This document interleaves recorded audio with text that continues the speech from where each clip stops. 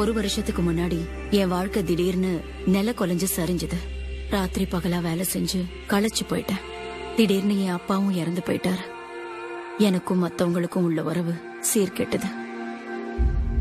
என்னோட இந்த நம்பிக்கை இல்லாத நிலையில இருந்து எனக்கு ஒரு பெரிய பரிசு கிடைக்க போகுதுன்னு அப்ப எனக்கு தெரியாது.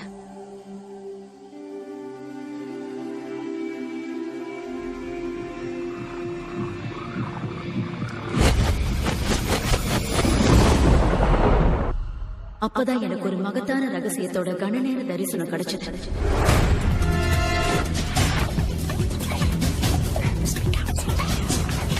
அந்த ரகசியத்தை உலக வரலாற்றுக்கு நடுவில் தேட தொடங்கினேன்.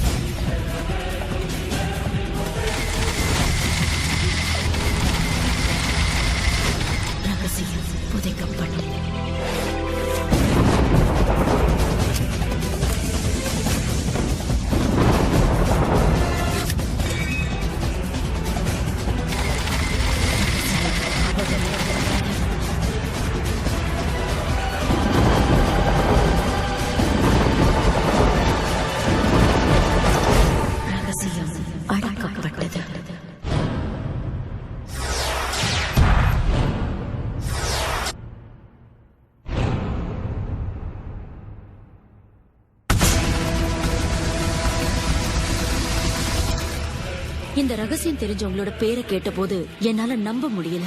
அவங்க எல்லாம் வரலாறு படிச்ச மாமன்.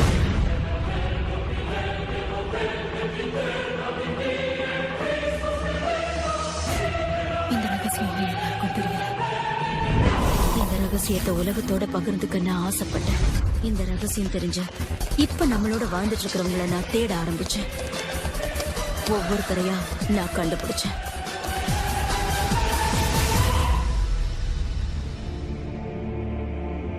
நீங்க விரும்புற மகிழ்ச்சி, ஆரோக்கியம், செல்வம் எதுவா இருந்தாலும் ரகசியம் அதை உங்களுக்கு கண்டிப்பா கொடுக்கும்.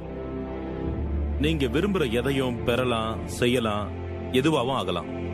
நாம தேர்ந்தெடுக்கிறது எவ்வளவு பெருசா இருந்தாலும் சரி, நாம அதை அடையலாம். நீங்க எந்த மாதிரி வீட்டுல இருக்க ஆசைப்படுறீங்க? நீங்க கோடீஸ்வரர் ஆகணுமா? உங்களுக்கு எந்த மாதிரியான வியாபாரம் வேணும்? நீங்க வெற்றி மேல வெற்றி அடையணுமா? உங்களுக்கு உண்மையில என்ன வேணும்? மக்கள் வாழ்க்கையில நிறைய அற்புதங்கள் நடக்கிறத நான் பார்த்திருக்கேன். அதாவது பணம் தொடர்பான அற்புதங்கள், உடற்பிணி நீக்கம், பணப்பிரச்சனை தீர்வு, உறவு சிக்கல தீர்வு போன்ற அற்புதங்கள். இதெல்லாம் நடந்ததுக்கு காரணம் ரகசியத்தை எப்படி பயன்படுத்துறதுங்கிறத தெரிஞ்சு வச்சிருந்ததுதான். இதுதான் வாழ்க்கையோட மிகப்பெரிய ரகசியம். ரகசியம் நடந்தது, நடந்து கொண்டிருப்பது, நடக்கப் போவது யாவருக்கும் இந்த ரகசியமே பதிலாய் உள்ளது. அந்த ரகசியம் எதுன்னு நீங்க எல்லாரும் ஆச்சரியத்தோட யோசிச்சுட்டு இருக்கீங்களா? அத நான் புரிஞ்சுக்கிட்ட விதத்துல விளக்கமா சொல்றேன். நாம எல்லாருமே ஒரே மகா சக்தியோட இணைஞ்சுதான் செயல்படுறோம். ஒரே விதிகள் தான் நம்ம எல்லாரையுமே வழி நடத்துது.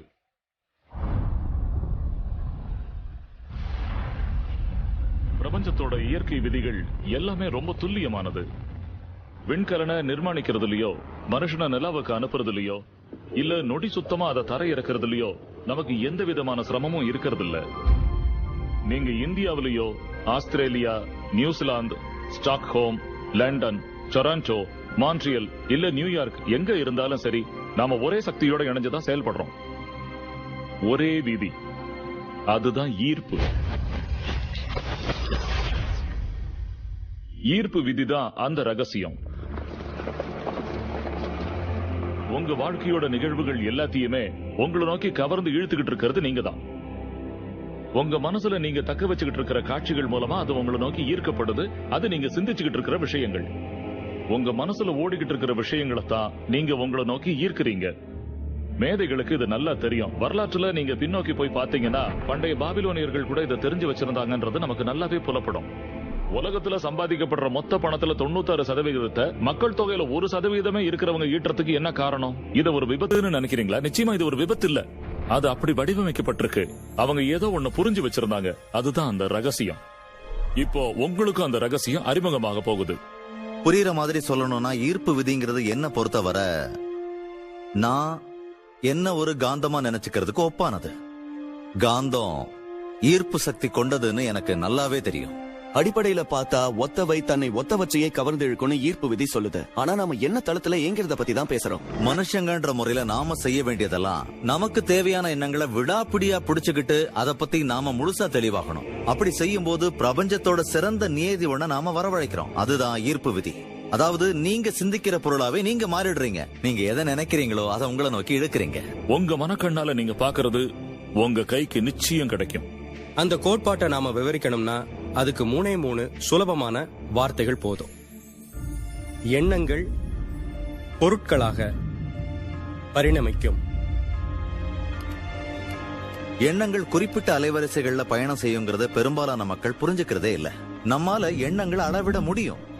அதனால நீங்க ஒரே எண்ணங்களை மறுபடி நினைச்சுக்கிட்டே இருந்தீங்கன்னா, புது கார் வாங்கின மாதிரி, நிறைய பணம் கிடைச்ச மாதிரி, புது நிறுவனம் தொடங்கின மாதிரி, வாழ்க்கை துணை கிடைச்ச மாதிரி அந்த நிலையை நீங்க யோசிச்சுக்கிட்டே இருந்தீங்கன்னா நீங்க ஒரு குறிப்பிட்ட அலைவரிசையில வெளிப்படுத்துறதா அர்த்தம். எண்ணங்கள் அந்த காந்த சமிக்கைகளை வெளியே அனுப்பி அதுக்கு இணையானத உங்களை நோக்கி ஈர்க்குது. உங்க வாழ்க்கையில நீங்க எல்லா விதத்திலையும் அபரிமிதமா இருக்கிறதா கற்பனை பண்ணிக்கீங்க. கண்டிப்பா அதை நீங்க ஈர்ப்பீங்க. அது ஒவ்வொரு முறையும் ஒவ்வொருத்தர்கிட்டையும் தப்பாம வேலை செய்யுது. பிரச்சனை இங்கதான் இருக்கு. பெரும்பாலானவங்க தங்களுக்கு என்ன வேண்டாங்கிறத பத்தி தான் யோசிக்கிறாங்க. அதுக்கப்புறம் தான் அந்த வேண்டாத விஷயம் திரும்ப திரும்ப ஏன் வருதுன்னு ஆச்சரியப்படுறாங்க. நீங்க ஒரு விஷயத்த நல்லதுன்னு நினைக்கிறீங்களா இல்லையா, அது உங்களுக்கு வேணுமா வேண்டாமா, அது உங்களுக்கு பிடிச்சிருக்கா பிடிக்கலையாங்கிறத பத்தி எல்லாம் ஈர்ப்பு சக்தி கவனிக்கிறது இல்ல. உங்க எண்ணங்களுக்கு ஏத்த மாதிரி அது இயங்குது. உதாரணத்துக்கு, நீங்க உங்க கடன் தொல்லைகளை நினைச்சு நொந்து போய் உட்கார்ந்துருந்தீங்கன்னா இந்த மாதிரி சிமிக்கைகளை தான் நீங்க பிரபஞ்சத்துக்கு அனுப்புறீங்க. எனக்கு இருக்கிற கடன் சுமையை பத்தி நான் கேவலமா நினைக்கிறேன்னு சொல்றதுனால அதை உங்களுக்கு நீங்களே உறுதி செஞ்சுக்கிறீங்க. உங்களோட ஒவ்வொரு அணுவிலையும் அதை உணர்றீங்க. அப்படி இருக்கும்போது கடன் தொல்லை நிச்சயமா வரும். ஈர்ப்பு விதிங்கிறது ரொம்ப கீழ்ப்படிதல் உள்ள விதி. உங்களுக்கு வேணுங்கிறத நினைச்சு நீங்க சிந்திக்கும் போது கடுமையான தீவிரத்தோட அது மேல முழு கவனத்தையும் குவிக்கிறீங்க. அதனால ஈர்ப்பு விதி மிக துல்லியமா ஒவ்வொரு முறையும் அதை உங்க கிட்ட கொண்டு வந்து சேர்க்குது. உங்களுக்கு எது வேண்டாமோ நீங்க அதை பத்தி நினைக்கும் போது, உதாரணத்துக்கு நீங்க தாமதமா போக கூடாதுங்கிறதையே சிந்திக்கும் போது அந்த நிகழ்வுக்கு நீங்களே காரணமாயிடுறீங்க. உங்களுக்கு வேண்டாங்கிறத பத்தி எல்லாம் ஈர்ப்பு விதிக்கு கவலையே இல்ல.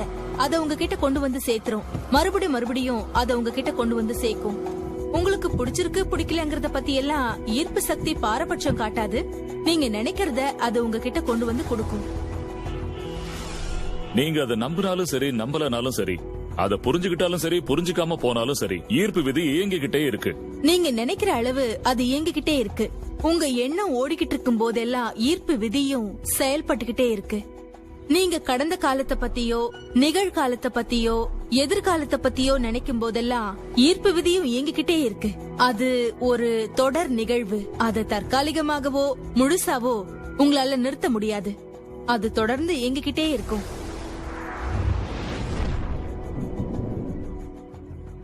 படைப்பு எப்பவும் நிகழ்ந்துகிட்டே இருக்கு. ஒவ்வொரு முறையும் ஒருத்தர் சிந்திக்கும் போதோ இல்ல நீண்ட நாட்களா பழக்கப்பட்ட விதத்துல யோசிக்கும் போதோ அவங்க படைப்பு இயக்கத்துல ஈடுபட்டு இருக்காங்க. அதுல இருந்து ஏதோ ஒண்ணு உருவாக போறது நிச்சயம். நீங்க எதை சொல்றீங்களோ, எது மேல உங்க கவனத்தை செலுத்துறீங்களோ அது உங்களுக்கு கிடைக்கும்னு ஈர்ப்பு விதி சொல்லுது. அது மோசமானதுன்னு நீங்க குற்றம் சொன்னா நீங்க உருவாக்குற விஷயமும் அது மாதிரி மோசமா தான் இருக்கும். ஏய், என்ன இது? என்னால இதை சாப்பிட முடியாது. எனக்கு ஒரு மாணவர் இருந்தாரு. அவரு பேரு ராபர்ட். அவரு ஓரின சேர்க்கையாளர். அவரு என்னோட இணையதள வகுப்பு ஒண்ணுல பங்கெடுத்துக்கிட்டு இருந்தாரு. அதனால அவருக்கும் எனக்கும் மின்னஞ்சல் தொடர்பு இருந்தது. அவரு எனக்கு எழுதின மின்னஞ்சல்ல அவரு தன்னோட வாழ்க்கையில வெறுத்து ஒதுக்குற எல்லா யதார்த்தங்களையும் சுட்டி காட்டி இருந்தாரு. சக ஊழியர்கள் அவரை சீண்டுனாங்க. அவங்க அவர்கிட்ட நடந்துகிட்ட விதம் அருவருக்கத்தக்க மாதிரி இருந்ததால அவரு எப்பவும் மன இறுக்கத்தோடயே இருந்தாரு. அவரு தெருவுல நடந்து போகும் போதெல்லாம் இவர மாதிரி ஆட்களை வெறுக்கிற மக்கள் ஏதாவது ஒரு வழியில அவரை துன்புறுத்த நினைச்சாங்க. அவரு ஒரு நகைச்சுவை நடிகனாகணும்னு விரும்பினாரு. ஆனா அவர் ஒவ்வொரு முறை மேடை ஏறும் போதெல்லாம் மக்கள் அவருடைய தன்பால் புணர்ச்சியின் குணத்தை பத்தி கேள்வி மேல கேள்வி கேட்டு துன்புறுத்தினாங்க. அவரோட மொத்த வாழ்க்கையும் சந்தோஷம் இல்லாம துன்பத்தால நிறைஞ்சிருந்தது. அவர் ஒரு தன்பால் புணர்ச்சியாளரா விளங்கிய காரணத்தினால அவர் தாக்கப்பட்டதை சுத்தியே எல்லாம் அமைஞ்சிருந்தது. தனக்கு வேணான்னு அவரு நினைக்கிற விஷயத்து மேலதான் அவர் முழு கவனத்தையும் செலுத்துறாருன்னு நான் சுட்டி காட்டினேன். அவரு எனக்கு அனுப்பின மின்னஞ்சலை நான் அவருக்கே திருப்பி அனுப்பி இத படிச்சு பாருங்க, இத பத்தி நீங்க உணர்ச்சி வசப்படுறத என்னால உணர முடியுது. எந்த விஷயத்தையும் உணர்ச்சி பூர்வமா நம்ம அணுகும் போது அது சீக்கிரமாவே நடக்க ஆரம்பிக்கும்னு நான் அவர்கிட்ட சொன்னேன். நான் சொன்னத அவரு நல்லாவே புரிஞ்சுக்கிட்டாரு. அதுக்கப்புறம் அவரு தான் மனசார விரும்புற விஷயங்கள்ல தன்னோட கவனத்தை உண்மையாவே செலுத்த தொடங்கினாரு. அடுத்த 7-8 வாரங்கள்ல நடந்த விஷயங்கள் எல்லாத்தையுமே உண்மையிலேயே நம்ம அற்புதம் தான் சொல்லணும். அவரோட அலுவலகத்துல அவருக்கு தொல்லை கொடுத்துக்கிட்டு இருந்தவங்க எல்லாரும் ஒண்ணு வேற பகுதிக்கு மாற்றம் செய்யப்பட்டாங்க, இல்லனா வேலையில இருந்தே போயிட்டாங்க. அவரை தொந்தரவு செய்யறதையும் விட்டுட்டாங்க. இப்போ தன்னோட வேலையை அவரு நேசிக்க தொடங்கியிருக்காரு. இப்போ அவரு தெருவுல நடந்து போகும்போதெல்லாம் அவரை யாரும் துன்பப்படுத்துறதே இல்ல. அந்த மாதிரி ஆட்கள் எங்க போனாங்கன்னே தெரியல. அவரு நகைச்சுவை மேடைகள்ல தோன்றின போது மக்கள் எல்லாரும் எழுந்து நின்னு கை தட்டினாங்க. யாரும் அவரை கேள்வி கேட்டு சங்கடப்படுத்தல. அவரு தனக்கு என்ன வேணாம், தான் எதுக்கு பயப்படுறோம், எதை தவிர்க்க விரும்புறோங்கிறதுல கவனம் செலுத்துறத விட்டுட்டு தனக்கு வேணுங்கிறதுல கவனம் வச்சதால அவரோட வாழ்க்கையே மாறிடுச்சு. நம்ம வெளி தோற்றத்திலையும் நம்ம செயல்பாடுகளையும் நாம நம்பிக்கையோட இருக்கலாம். அதன் மூலமா நாம நல்ல மனிதர்களையும் நல்ல நிகழ்வுகளையும் ஈர்க்க நினைக்கலாம். அந்த மாதிரி இல்லாம ஒருவேளை நாம கோபமா இருந்தோம்னா அதே மாதிரி கோபமான மக்களையும் மோசமான சந்தர்ப்பங்களையும் தான் நாம நிச்சயமா ஈர்ப்போம். நீங்க உங்களை நோக்கி கவர்ந்து இழுக்கிறது உங்க உணர்வு நிலையில ஆதிக்கம் செலுத்துற எண்ணங்களை தான். அது சுயநினைவோட மேற்கொள்ளப்பட்டதா இருக்கலாம், இல்ல அப்படி இல்லாமலேயும் இருக்கலாம். இங்க அதுதான் சிக்கல். ரகசியத்தை பத்தியோ இல்ல மனுஷனோட ஆற்றலை பத்தியோ அல்லது தினசரி வாழ்க்கையில நம்ம நோக்கங்களுக்கு இருக்கிற சக்தியை கவனிச்சீங்கன்னா அது நம்மள சுத்தி இருக்கிறத பார்க்கலாம். நாம செய்ய வேண்டியதெல்லாம் கண்களை நல்லா அகலமா திறந்தா போதும். ஈர்ப்பு விதி எல்லா இடத்துலயும் வியாபிச்சிருக்கு. நீங்க எல்லாத்தையும் உங்களை நோக்கி கவர்ந்து இருக்கிறீங்க. மக்கள், வேலை, சந்தர்ப்பங்கள், ஆரோக்கியம், செல்வ செழிப்பு, கடன், சந்தோஷம், உங்களோட காரு, உங்களோட சமூகம் எல்லாத்தையும் நீங்க ஒரு காந்தம் மாதிரி கவர்ந்து இழுக்கிறீங்க. நீங்க நினைக்கிறது உங்களை வந்தடையுது. உங்களோட மூளையில ஓடுற எண்ணங்களோட வெளிப்பாடுதான் உங்களோட மொத்த வாழ்க்கையும். நான் ஒரு கனவு கோட்டையை கட்டுற பார்வையில இருந்தோ இல்ல ஒரு கோமாளித்தனமான ஒரு கற்பனை தளத்துல இருந்தோ நான் உங்ககிட்ட பேசல. நான் ஒரு ஆழமான அடிப்படை புரிதல் தளத்துல இருந்து தான் உங்ககிட்ட பேசிக்கிட்டு இருக்கேன். குவாண்டம் இயற்பியல் உண்மையிலேயே இந்த கண்டுபிடிப்பத்தா உங்களுக்கு சுட்டி காட்டுது. அதன்படி மனசுங்கிற ஒண்ணு இல்லாம பிரபஞ்சம்னு ஒண்ணு சாத்தியம் இல்லாததுன்னு அது சொல்லுது. நாம எதை உணர்ந்துகிட்டு இருக்கோமோ அதத்தான் மனசு வடிவமைச்சுக்கிட்டு இருக்குங்கிறது தான் உண்மை. உங்களுக்கு அந்த விதி புரியலங்கிறதுனால நீங்க அதை ஒதுக்க வேண்டிய அவசியம் இல்ல. உங்களுக்கு மின்சார சக்தியை பத்தி புரியாம இருக்கலாம். சொல்ல போனா மின்சாரம் என்னங்கிறது யாருக்குமே தெரியாது. ஆனா அதோட பயனை நீங்க அனுபவிக்கிறீங்கல்ல, அது எப்படி இயங்குதுன்னு உங்களுக்கு தெரியுமா? எனக்கு அதை பத்தி ஒண்ணும் தெரியாது. ஆனா எனக்கு ஒரே ஒரு விஷயம் தெரியும். மின்சார சக்தியை பயன்படுத்தி ஒருத்தரோட உணவையும் வேக வைக்கலாம், இல்ல அவரையே வேக வைக்கலாம். ரகசியத்தை பத்தி தெரிஞ்சுக்க ஆரம்பிக்கும் போது பெரும்பாலான சமயத்துல மக்கள் தங்களுக்குள்ள இருக்கிற எதிர்மறையான எண்ணங்களை கண்டு பயந்து போயிடுறாங்க. 2 விஷயத்தை அவங்க நல்லா தெரிஞ்சுக்கணும். ஒண்ணு, எதிர்மறையான எண்ணங்களை காட்டிலும் நேர்மறையான எண்ணங்களுக்கு 100 மடங்கு அதிக சக்தி இருக்குன்னு அறிவியல் பூர்வமா நிரூபிக்கப்பட்டிருக்கிறத அவங்க புரிஞ்சுக்கணும். நமக்கு உண்டாகிற கவலையை இது ஓரளவுக்கு போக்கும். அப்புறம் 2வது என்னன்னா, உங்க எண்ணங்கள் எல்லாமே நினைச்ச உடனேயே கை கூடுறதில்ல. அப்படி நடந்தா நாம பெரிய பிரச்சனையில மாட்டிப்போம். அந்த கால இடைவெளி இருக்கிறதுக்காக கடவுளுக்கு நீங்க நன்றி சொல்லணும். கால தாமதங்கிற ஒண்ணு நம்ம நல்லதுக்கு தான். எண்ணங்களை மறுபரிசீலனை செய்யறதுக்கும் தேவைகளை தீர்மானிக்கிறதுக்கும் புதுசா தேர்ந்தெடுக்கவும் அது அனுமதிக்குது. நீங்க உங்க எண்ணங்களை குறிச்சு விழிப்புணர்வு அடைஞ்சு அதை கவனமா தேர்ந்தெடுத்து அது மூலமா சந்தோஷமா இருக்க விரும்பலாம். ஏன்னா உங்க சொந்த வாழ்க்கையில பெருமை மிக்க படைப்புன்னு சொல்லணும்னா அது நீங்க தான். சொல்ல போனா உங்க வாழ்க்கையோட மைக்கேல் ஆஞ்சலோ நீங்க மட்டும்தான். நீங்க செதுக்கிக்கிட்டு இருக்கிற டேவிட் சிற்பமும் நீங்க தான். உங்க எண்ணங்களால அதை நீங்க செய்றீங்க. இந்த ரகசியம் தெரிஞ்ச கடந்த காலத்துல வாழ்ந்த தலைவர்கள் எல்லாம் இந்த ரகசியத்தை வெளியே யாருக்கும் சொல்றதுக்கு விருப்பப்படல. மக்களுக்கெல்லாம் அவங்க இந்த ரகசியத்தை சொல்லாமையே இருந்தாங்க. மக்கள் வேலைக்கு போனாங்க, தங்களோட வேலையை செஞ்சாங்க, வீட்டுக்கு வந்தாங்க. அவங்களோட வாழ்க்கை மின்சாரம் இல்லாத சக்கரை மாதிரி ஓடிக்கிட்டே இருந்தது. ஏன்னா அந்த ரகசியம் மறைக்கப்பட்டிருந்தது. நாம வாழற பிரபஞ்சத்துல பலவிதமான விதிகள் இருக்கு. புவியீர்ப்பு விசை மாதிரி நீங்க நல்லவரா இருந்தாலும் கெட்டவரா இருந்தாலும் கட்டிடத்துக்கு மேலிருந்து குதிச்சீங்கன்னா கீழே விழறது நிச்சயம். உங்க வாழ்க்கையில இப்ப உங்களை சூழ்ந்திருக்கிற எல்லா விஷயமும் நீங்க குறை சொல்ற விஷயங்கள் உட்பட நீங்க ஈர்த்ததுதான்.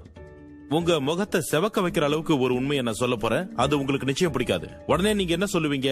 அந்த கார் விபத்தை நான் ஈர்க்கல, எனக்கு தலைவலி கொடுக்கிற இந்த வாடிக்கையாளரை நான் ஈர்க்கல, இப்ப எனக்கு இருக்கிற கடன் சுமைய நான் ஈர்க்கல அப்படின்னு கற்பனையான ஒரு விஷயத்தை என்கிட்ட நீங்க சொல்ல போறீங்க. ஆனா இப்ப நான் முகத்துல அடிச்ச மாதிரி சொல்ல போற உண்மை என்னன்னா, அதையெல்லாம் ஈர்த்தது நீங்க தான். இந்த கருத்து தான் இருக்கிறதுலயே புரிஞ்சுக்கிறதுக்கு கொஞ்சம் கஷ்டம். ஆனா நீங்க இதை ஏத்துக்கிட்டீங்கன்னா உங்களோட வாழ்க்கையில இது ஒரு பரிபூர்ண மாற்றத்தை உண்டாக்குங்கிறதுல சந்தேகமே இல்ல. நம்மள பலர் தெரியாமையே கவர்ந்து இழுக்கிறோம். அது மேல நமக்கு எந்த கட்டுப்பாடும் இல்லைன்னு நினைக்கிறோம். நம்மளோட எண்ணங்களும் உணர்வுகளும் ஒரு தானியங்கி இயக்கத்துக்கு தள்ளப்படுது. அதனால நம்மள நோக்கி ஈர்க்கப்படுறதெல்லாம் தன்னிச்சையா அமையுது. இதை நீங்க இப்பதான் முதல் முறையா கேக்குறீங்கன்னா, என்னது நான் என்னோட எண்ணத்தை கண்காணிக்கணுமா, இது பெரிய வேலையா இருக்கும் போல இருக்கேன்னு நினைப்பீங்க. முதல்ல அந்த மாதிரி நமக்கு தோன்றினாலும் அங்க இருந்துதான் வாழ்க்கை களகட்ட போகுது. நம்ம மனசுல தோன்ற எல்லா எண்ணங்களையும் கண்காணிக்கிறது இயலாத காரியம். ஒரு நாளைக்கு 60,000 எண்ணங்கள் நம்ம மனசுல தோன்றத ஆய்வாளர்கள் சொல்றாங்க. அவ்வளவு எண்ணங்களை கட்டுப்படுத்துற நாம எவ்வளவு களைப்படைவோம் தெரியுமா? அதிர்ஷ்டவசமா அதுக்கு சுலபமான ஒரு வழி இருக்கு. அதுதான் நம்மோட உணர்வுகள். நாம என்ன நினைச்சுக்கிட்டு இருக்கோங்கிறத நம்ம உணர்வுகள் நமக்கு காட்டி கொடுத்துரும். உங்களோட எண்ணங்கள் தான் உங்க உணர்வுகளை உருவாக்குது. நாம நமக்குள்ள என்ன நினைச்சுக்கிட்டு இருக்கோங்கிறத நாம தெரிஞ்சுக்கிறதுக்கு நமக்கு கிடைச்சிருக்கிற பரிசு தான் நம்மளோட உணர்வுகள். உங்க உணர்வுகளை பத்தி கொஞ்சம் நினைச்சு பாருங்க. உங்ககிட்ட நல்ல உணர்வுகளும் இருக்கு, மோசமான உணர்வுகளும் இருக்கு. இந்த ரெண்டுத்துக்கும் உள்ள வேறுபாடு உங்களுக்கு நல்லாவே தெரியும். ஏன்னா அதுல ஒண்ணு உங்களை நல்லதையே உணர வைக்கும். மனச்சோர்வு, கோபம், காழ்ப்புணர்வு, குற்ற உணர்வு, இது மாதிரியான உணர்வுகள் உங்களுக்கு நிச்சயமா ஊக்கம் அளிக்காது. அதெல்லாம் மோசமான உணர்வுகள். வேற ஒரு நிலையில இருந்து நீங்க அத மோசமான அலைவரிசை இல்லனா மோசமான அதிர்வுகள்னு கூட சொல்லலாம். இன்னொரு பக்கம் பாத்தீங்கன்னா உங்ககிட்ட நல்ல உணர்ச்சிகளும் நல்ல உணர்வுகளும் இருக்கு. அது உங்களோட நல்ல உணர்வுகளை தூண்டுறதுனால அது ஏற்படும் போது உங்களுக்கு தெரியும். பரவசம், மகிழ்ச்சி, நன்றி உணர்வு, அன்பு, இது எல்லாத்தையும் அதுக்கு உதாரணமா சொல்லலாம். ஒவ்வொரு நாளும் இப்படியே இருந்தா எப்படி இருக்கும்னு கற்பனை பண்ணி பாருங்களேன். நல்ல உணர்வுகளை கொண்டாடும் போது நீங்க இன்னும் அதிகமான நல்ல உணர்வுகளையும் அதை ஏற்படுத்துற விஷயங்களையும் கவர்ந்து இழுக்கிறீங்க. அதை செய்யறது ரொம்ப ரொம்ப சுலபம். இப்ப எப்படி உணர்றீங்கன்னு கேட்டா, நான் மகிழ்ச்சியா உணர்றேன்னு சொல்றீங்களா? நல்லது, அதையே தொடர்ந்து செய்யுங்க. நாம எல்லாரும் சரியான திசையில திட்டமிட்டபடிதான் போய்கிட்டு இருக்கோமா இல்லையாங்கிறத நமக்கு உணர்த்துற அறிவிப்பு கொடிகள் தான் உணர்வுகள். நீங்க நல்ல உணர்வோட இருந்தா உங்க விருப்பங்களோட ஒத்து போற விதத்துல உங்க வருங்காலத்தை கட்டி எழுப்புறீங்கன்னு அர்த்தம். ஆனா நீங்க மோசமான உணர்வோட இருந்தா உங்க வருங்காலம் அதுக்கு எதிர்மறையா அமையும். உங்க தினசரி வேலைகளை நீங்க செஞ்சுக்கிட்டு இருக்க ஒவ்வொரு நொடியும் ஈர்ப்பு விதி இயங்கிக்கிட்டு இருக்கு. நாம சிந்திச்சுட்டு இருக்கிற, உணர்ந்துட்டு இருக்கிற ஒவ்வொன்னும் நம்ம வருங்காலத்தை உருவாக்கிட்டு இருக்கு. நீங்க கவலைப்பட்டுட்டு இருந்தாலோ இல்ல பயந்தாலோ நீங்க நாள் முழுக்க அதே உணர்வை உங்களை நோக்கி ஈர்ப்பீங்க.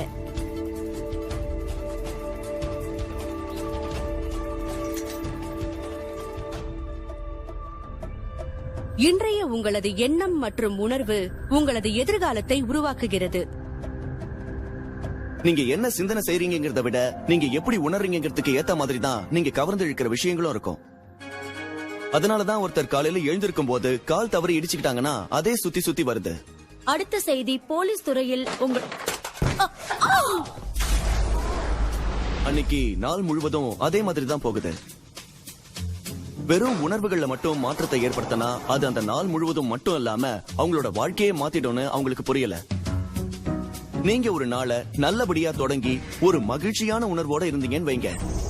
அந்த உணர்வு நிலைய மாத்தக்கூடிய எதையும் நீங்க அனுமதிக்காத வர ஈர்ப்பு விதிப்படி தொடர்ந்து அந்த மகிழ்ச்சி உணர்வை நிலைச்சிருக்க செய்ய உதவும் மக்களையும் சூழல்களையும் கவர்ந்து இழுத்துக்கிட்டே இருப்பீங்க. நல்ல நாள், கெட்ட நாள், பணம் வந்து சேர்றது, வறுமையில வாடுறது, இதெல்லாமே ஒருத்தர் தொடர்ந்து என்ன உணர்றாங்கன்றத பொறுத்துதான் அமையும். இந்த நொடியை நீங்க ஆரோக்கியமா இருக்கிறதா உணர ஆரம்பிங்க. செழிப்பா இருக்கிறதா உணர ஆரம்பிங்க. உங்களை சுத்தி அன்பு இருக்கிறதா உணர ஆரம்பிங்க. இதெல்லாம் இல்லைன்னாலும் அப்படி செய்யுங்க. அப்படி செஞ்சா இந்த பிரபஞ்சம் நீங்க பாடுற பாட்டுக்கு உங்க கூட சேர்ந்து பாடும். உங்க உள்ளுணர்வுக்கு பதில் தரும் விதமா பிரபஞ்சம் அதை எல்லாத்தையும் உங்க முன்னாடி கொண்டு வந்து நிறுத்தும். ஏன்னா அப்படித்தானே நீங்க உணர்றீங்க. உங்கள் எண்ணமும் உங்கள் உணர்வும் உங்கள் வாழ்க்கையை உருவாக்குகிறது. அது எப்பவுமே அப்படிதான் இருக்கும், இது நிச்சயம். உங்க எண்ணங்களையும் உணர்வுகளையும் நீங்க எது மேல ஒருமுகப்படுத்திருக்கீங்களோ அது உங்களுக்கு தேவையோ தேவையில்லையோ அதைத்தான் நீங்க உங்க அனுபவத்துக்குள்ள ஈர்க்கிறீங்க. இது ஜீரணிக்க கஷ்டமா இருக்கும். ஆனா நாம அதை திறந்த மனசோட அணுகும் போது அதோட விளைவுகள் பிரமிக்க வைக்கும். அதாவது உங்க எண்ணங்கள் உங்க வாழ்க்கையில பாதிப்பை ஏற்படுத்தியிருந்தா புரிந்துணர்வுல மாற்றத்தை ஏற்படுத்தி அதை நம்மளால சரி பண்ண முடியும். நீங்கள் பயணப்படும் போது உங்களுக்கென தனி பிரபஞ்சத்தை உருவாக்குகிறீர்கள். நீங்க நல்லா இருக்கிறதா உணர்றது ரொம்ப முக்கியம். ஏன்னா உங்களோட இந்த உணர்வு தான் நம்மளோட பிரபஞ்சத்துக்கு சமிக்கைகளா ஒளிபரப்பாகி அதுக்கு ஒத்தவற்றை இன்னும் அதிகமா உங்களை நோக்கி ஈர்க்குது. நீங்க நல்லா இருக்கிறதா நினைக்கிற உணர்வு அதிகரிக்கும் போது நீங்க நல்லா இருக்கிறதா உணர்றதுக்கு உதவுற விஷயங்களை இன்னும் அதிகமா கவர்ந்து இழுக்கிறீங்க.